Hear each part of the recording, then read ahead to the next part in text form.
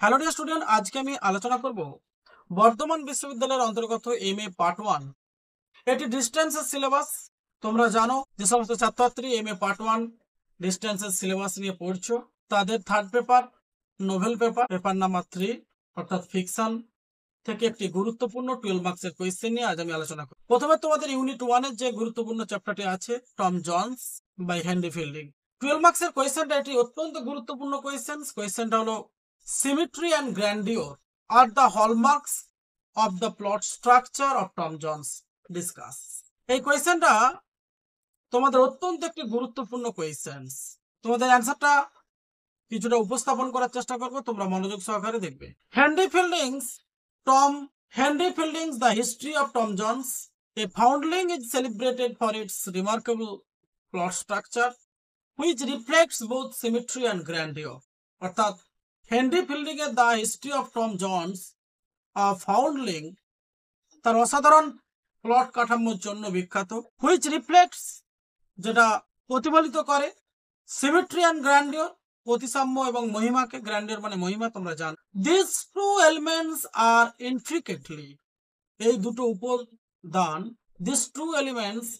দুটো উপাদান are intricately woven into the fabric of the novel, অর্থাৎ উপন্যাসের বুননে জটিলভাবে তৈরি করা হয়েছে, making it one of the earliest and finest examples of the well constructed English novel.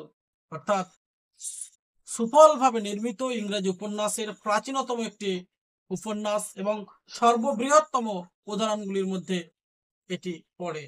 Who famously described the book as a comic epic in prose, displays a masterful control over narrative balance, unity and classical form.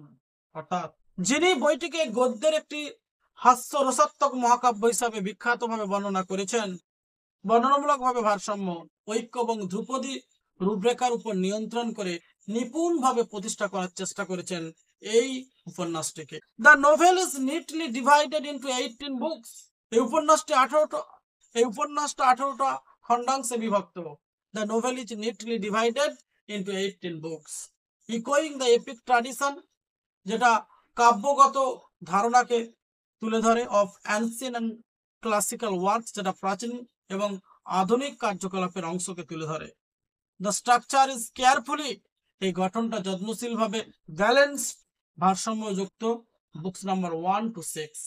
অর্থাৎ এই উপন্যাসটা তার যে খণ্ডাংশ আছে 18টা, তার মধ্যে বুক number 1 থেকে 6 এর মধ্যে ইনক্লুড করা আছে উইথ টমস চাইল্ডহুড, টমের শৈশবকাল in the countryside. Book 7 to 12 narrate his adventures on the road, রাস্তার মধ্যে টমসের জীবন যে রোমাঞ্চকর, কতটা রোমাঞ্চকর তার 7 থেকে 12 নম্বর খণ্ডাংশে বর্ণনা করা আছে। অ্যান্ড বুকস নাম্বার 13 to 18, তার যে খণ্ডাংশ 13 থেকে 18 পর্যন্ত, focus on his arrival in London and eventual resolution.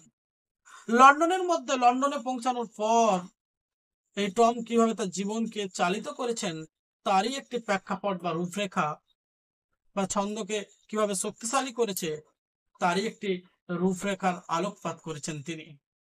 This tripartite symmetry reinforces the novel's order and rhythm. অর্থাৎ হেনরি ফিল্ডিং তার চরিত্রগুলোকে ইচ্ছাকৃতভাবে সমান্তরালভাবে রেখে টম এবং ফিল্ডিং, সোফিয়া এবং মলি, অলওয়ার্দি এবং ওয়েস্টার, এই সব কিছুই কিন্তু একটা প্যারালালি ভাবে সংযুক্ত। হ্যালো ডিয়ার স্টুডেন্ট, তোমাদের এই গুরুত্বপূর্ণ কোয়েশ্চেনটার কিছুটা অ্যান্সার তুলে ধরলাম। অবশ্যই তোমরা চ্যানেলটাকে সাবস্ক্রাইব করে রাখবে এই ধরনের গুরুত্বপূর্ণ ইনফরমেটিভ ভিডিও পেতে। এই কোয়েশ্চেনটা অবশ্যই MA part 1 paper number 3 fiction থেকে 2025 এর যে suggestion, last minute PDF suggestion, সেই সাজেশনেরই অংশ।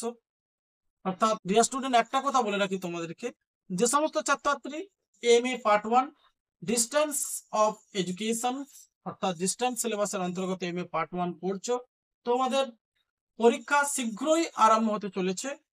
যে সমস্ত ছাত্রছাত্রী 4টে পেপারেরই last minute PDF suggestion fully ready আছে, poetry paper, drama paper, novel paper এবং নন ফিকশন, এই 4টে পেপারেরই last minute paid PDF suggestion সম্পূর্ণভাবে রেডি আছে।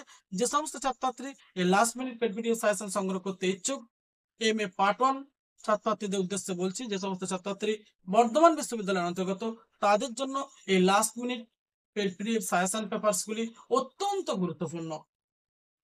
নিচে ডেসক্রিপশন বক্সে যে হোয়াটসঅ্যাপ নম্বর দেওয়া আছে 8514897926, এই নম্বরে তোমরা কমিউনিকেট করতে পারো। থ্যাংক ইউ স্টুডেন্ট, আবার দেখাবে এই ধরনের নলেজেবল অ্যান্ড ইনফরমেটিভ ভিডিও নিয়ে।